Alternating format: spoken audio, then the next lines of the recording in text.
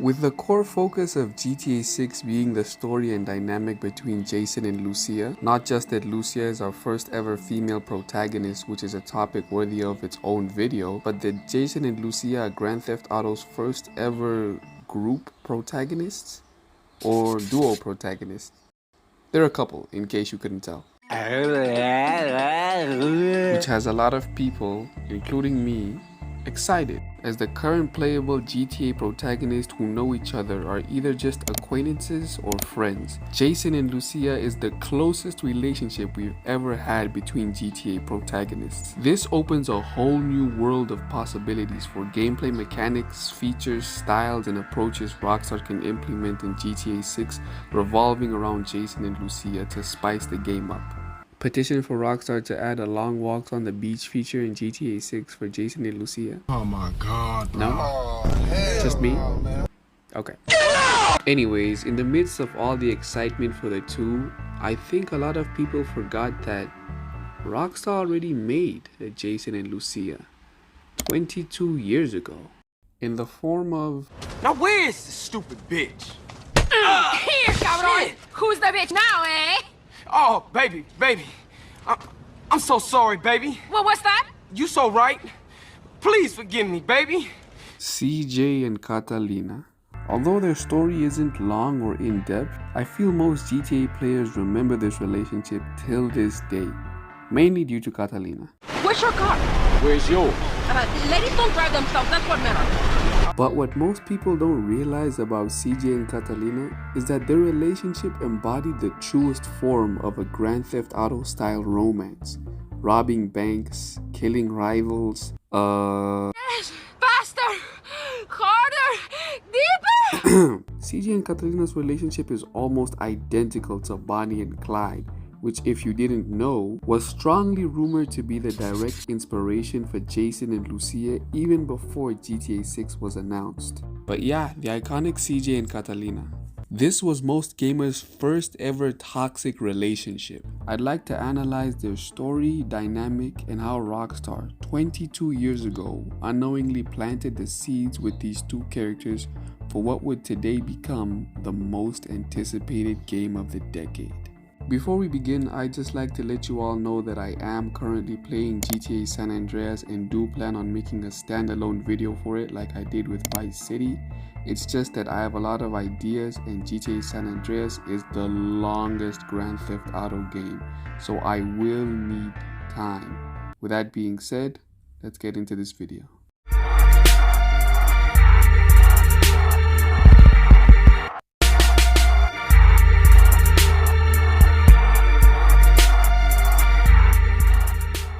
CJ and Catalina's arc kicks off after the Grove Street family's gang becomes compromised after Ryder and Big Smoke's betrayal, which leaves Sweet to get caught by police after being severely wounded in a ballless ambush. Officer Tenpenny and Pulaski pretty much kidnap CJ and leave him in Angel Pine under their supervision. Yeah, they're just using him to do some sketchy jobs on their behalf. Once CJ finds himself stranded in Angel Pines, he needs money because he's lost everything and is now He calls his brother-in-law Caesar, who suggests he meets his cousin at a diner nearby.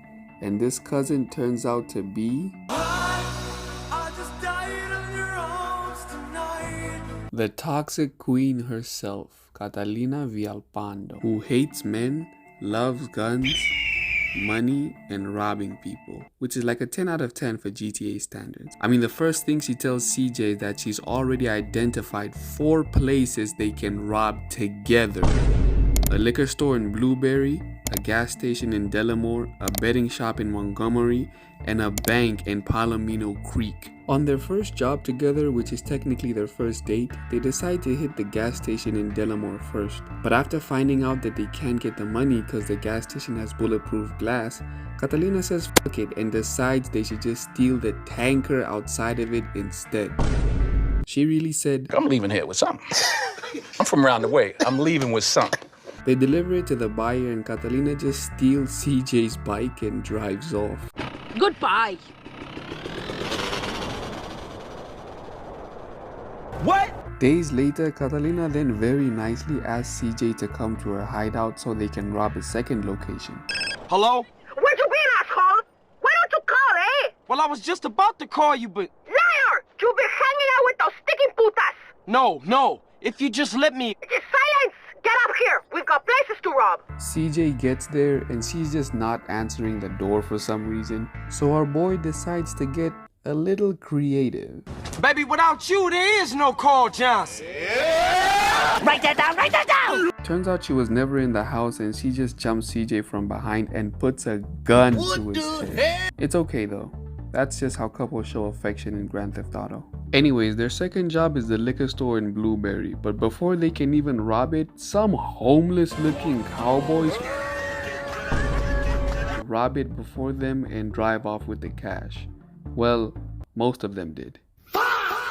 They now have to chase after the rest of the cowboys to get the money they stole, with CJ as the driver and Catalina as the shooter, chasing them all over Angel Pine, hitting sharp turns, jumping over crazy ramps, all while CJ complains that Catalina shooting the gun too close to his ear is uncomfortable and damages his hearing, but she doesn't care and tells him to drive faster.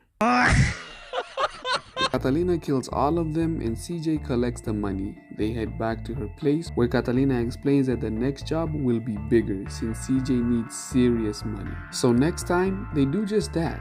But before that, Catalina takes our boy back to the 1800s before doing the deed, if you know what I mean. I'm gonna torture babe, your sorry ass! Please! Ow! Hey! Ooh! Ah! Ouch! Yes! Faster! Harder! Deeper! How was it? Different. I knew you would like it. On the way there, Catalina professes her love for CJ very politely. I know you're kind, Carl. I am serious. I will kill you if you ever mess around. I will castrate you first, then I will make you eat that. And the couple hit the betting shop in Montgomery, where Catalina's role is to hold everyone at gunpoint while CJ blows up the safe and collects the cash. They now have to make their getaway from the police as Catalina shoots at them while CJ speeds to the nearest pay and spray to make the cops forget what color the car was that they were chasing. On their way back, CJ voices his concerns over Catalina's temper and unpredictable behavior, mainly saying that she should relax more and think things through before acting. But she says that's just her way of expressing love and she can't stop, basically saying, I love the game. I love the hustle. And this is where things began to take a turn for the worst, as CJ likes Catalina, but doesn't enjoy how ruthless and hot-headed she is most of the time, and Catalina fails to see how her behavior is toxic to the relationship and pushes CJ away. The bank job, which would end up being the couple's final job together, goes bust, cause the security guard CJ was supposed to keep an eye on decided to be a hero.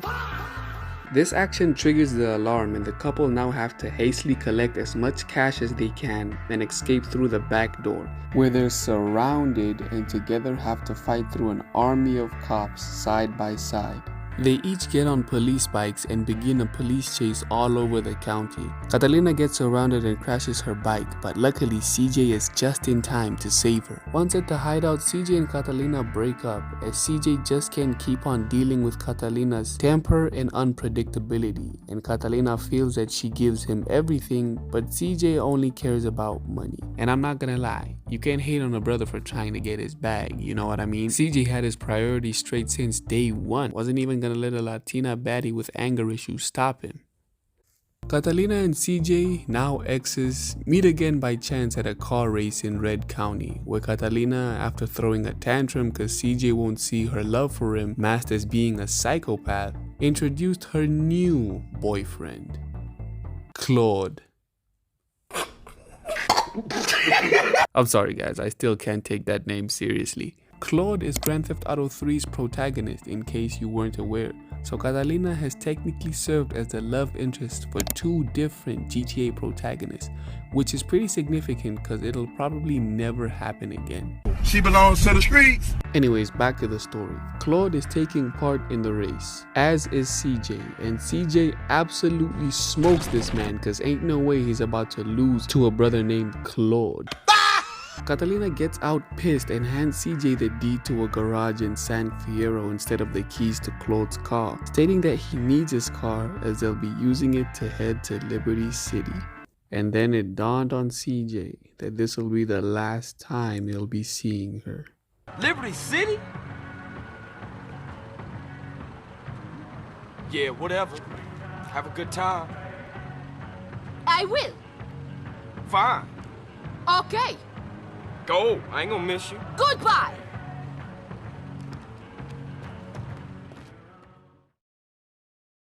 Although short, this love story stood out to me as it was interesting to see how, despite their very obvious differences, CJ and Catalina still managed to find common ground at some point and made things work, even if it was for a little while. The relationship had a fiery introduction, a peak/honeymoon phase, and a sad yet fitting end, which is impressive considering that this was all covered in just 5 missions. Even though GTA San Andreas is the longest GTA game, a lot of players remember this arc mostly because of how fiery Catalina was as a character, from her voice to her behavior, how she made CJ's life so difficult and called it passion.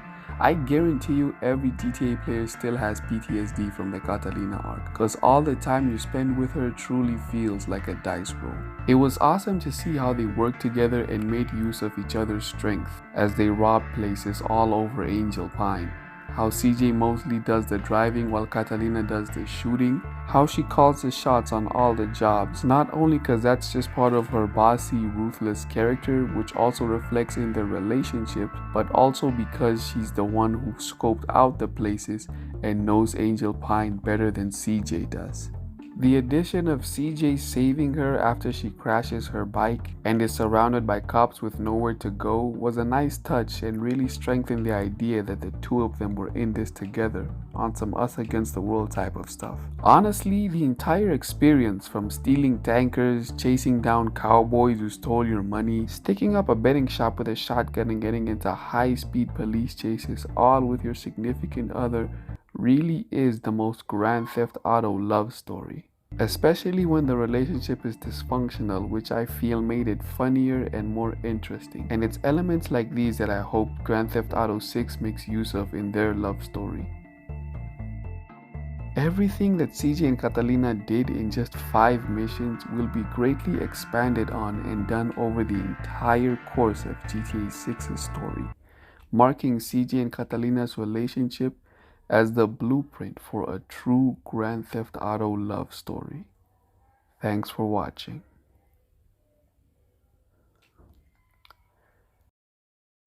I also found out that Catalina actually hates men because her stepfather would neglect her as a child and only love her stepbrother. It's also a smart detail because it's usually the unresolved childhood trauma of one if not both partners that turns the relationship toxic. So yeah, it was a pretty cool touch. Do you think you're sorry? Huh? How you going to prove you're sorry? Come on now, baby. Come on.